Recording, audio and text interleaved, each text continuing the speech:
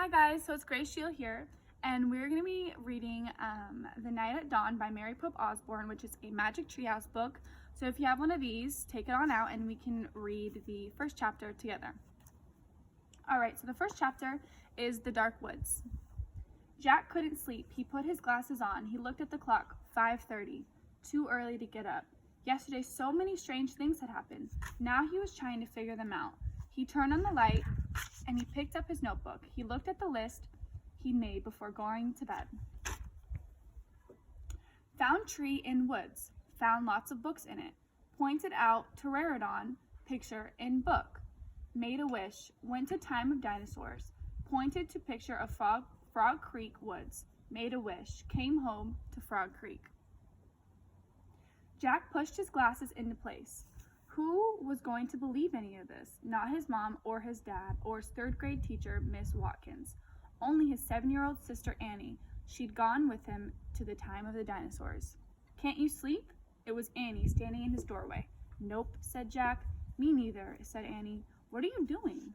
She walked over to Jack and looked at his notebook. She read the list. Aren't you going to write about the gold medal? She said. You mean gold medallion, said Jack. He picked up his pencil and wrote, found this in dinosaur time.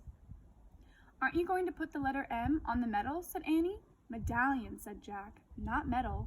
He added an M. Aren't you going to write about the magic person, said Annie. We don't know for sure if there is a magic person, said Jack.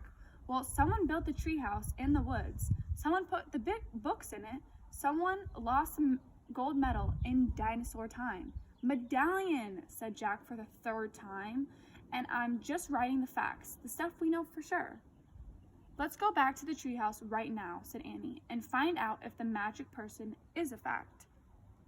Are you nuts? Said Jack. The sun's not even up yet. Come on, said Annie. Maybe we can catch them sleeping. I don't think we should, said Jack. He was worried.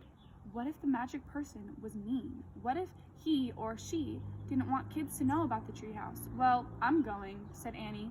Jack looked out of his window at the dark gray sky. It was almost dawn. He sighed. Okay, let's get dressed. I'll meet you at the back door. Be quiet. Yay, whispered Annie. She tiptoed as quietly as a mouse. Jack put on his jeans, a warm sweater, and sneakers. He tossed his notebook and pencil into his backpack. He crept downstairs. Annie was waiting by the back door. She shined a flashlight in Jack's face. Ta-da! A magic wand, she said. Shh!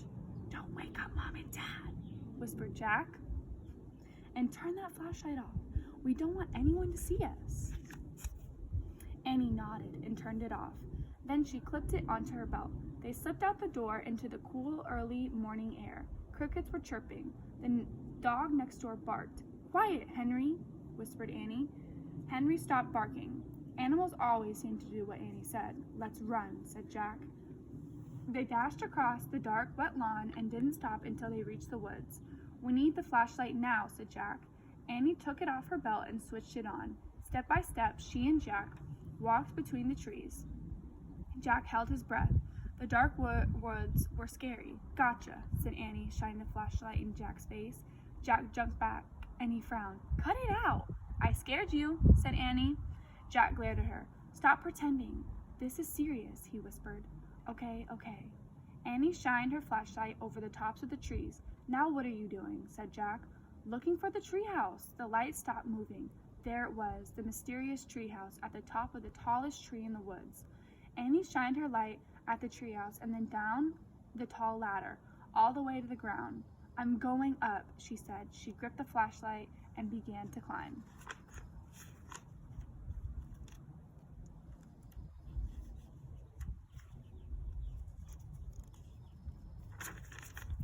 Wait, Jack called.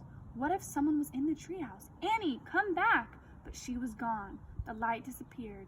Jack was alone in the dark. Thank you for reading chapter 1 with us.